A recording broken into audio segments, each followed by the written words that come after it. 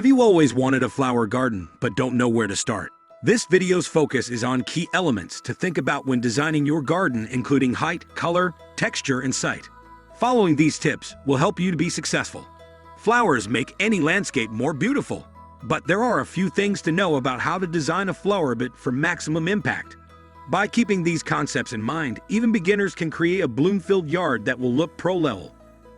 We will share 12 flower gardening tips for designing a beautiful landscape. Research flower characteristics. The best flower garden designers incorporate various flowering plants, including long-living perennials, short-term but long-blooming, annuals, seasonal bulbs, ornamental grasses, and vines. Before starting your flower garden design, understand what plants will grow best in your area, their colors and blooms, and any special care they might need. Choose your style as a flower garden designer.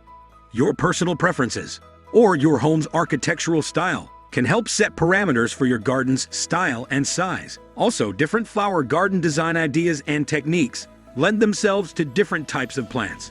For example, a contemporary-leaning landscape might take a minimalist approach and clearly define flower beds with hard lines. Or a cottage-style garden, like the one pictured here, encourages a mix-and-match approach with meandering paths and bed shapes. Determine the garden's shape and size. Flowering plants can be arranged in beds of almost any shape and size, from expansive rectangles to petite corner beds. To get an idea of how your flower garden will fit into the rest of your landscape, use a garden hose to outline the edges before you start digging.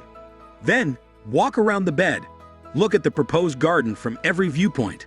Test if you'll be able to access plants in the middle or if you'll need to include a path.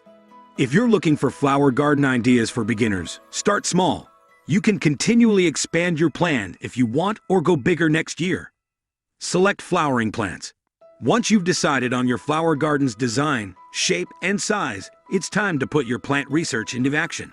Decide on show-stopping plants you want for a focal point, flower sizes, year-round interests, bloom time, and color combinations. Also, consider bonus attributes such as fragrance and whether the flowers attract butterflies, hummingbirds, and other pollinators. Evaluate plant size. Consider a plant's full height when making your selections. For example, if you want to plant a colorful foundation garden along the front of your house, the tallest plants will need to go in the back. But they shouldn't be so tall that they block windows or doors. The tallest plants should go in the center if your flower garden design is an island. Also, keep a plant's mature overall size in mind to ensure it has enough room to grow without crowding its neighbors or spilling out of the bed too much. Review bloom times. Experienced flower garden designers always include a variety of plants with year-round interests and staggered bloom times.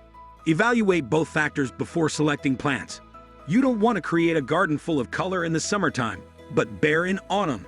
That's another reason it's essential to combine different types of plants. It's easier to cover all the seasons. For example, you can rely on shrubs to provide spring blooms and winter structure, summertime perennials, and fall blooming annual. Select complementary flowers and foliage. Creating the best color combinations in your flower garden design can be tricky. A good place to start is the color wheel. For example, gardens planted in shades of the same hue, like pink, are pleasing to the eye. Colors next to each other on the color wheel, like purple and red, look good together. Subdue colors across from each other, like purple and yellow. Foliage can provide much-needed texture and color for visual interest when blooms are wilted away. Rely on repetition. When laying out your flower garden design, aim to have more than one of each type of plant repeated throughout the bed. It's a visual design trick that creates cohesiveness, so flower beds feel less jumbled than a hodgepodge collection of plants. Flower garden designers know that including at least 3, or any odd number, of the same kind of plant in a grouping is most pleasing to the eye.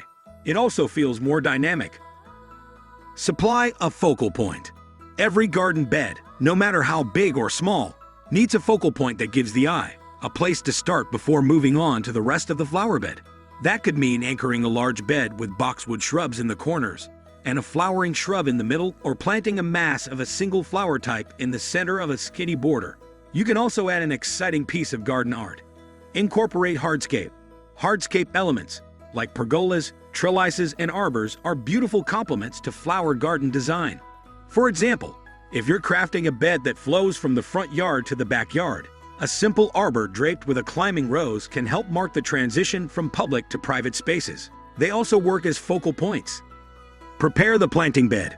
Once you've decided on all the elements in your flower garden design, it's time to prep the bed by clearing away grass, weeds, or other debris where you want to plant. If it's a new, empty bed, add plenty of compost to boost the soil quality for your flowers. If you have a path running through your flower garden, lay that out before planting to ensure there's enough space for everything. You may also want to add edging, such as pavers or other materials. Plant, water, mulch, and enjoy the show. Now, it's time to buy your plants. Do your best to stick to your list. It's easy to get carried away when you're face to face with all the beautiful options. While still in their nursery pots, place your plants on top of the soil where you want them to go before you dig any holes. That way, it's easy to see if you have enough plants to fill the space adequately or make adjustments to the arrangement. Once satisfied, start digging and popping the plants into their new homes. Any newly planted flowers should be well watered. Then add an inch or two of mulch over the whole bed. Monitor your rainfall and water as needed, ensuring that your plants receive about an inch of water a week. Well, these were some general guidelines for creating a pro flower garden. Now, if you are confused in preparing a design of garden, then these are some more tips regarding your garden design. Asterisk design with shape. When designing a flower garden, world-renowned Dutch garden designer Piet Oudolf suggests that shape is a good place to start.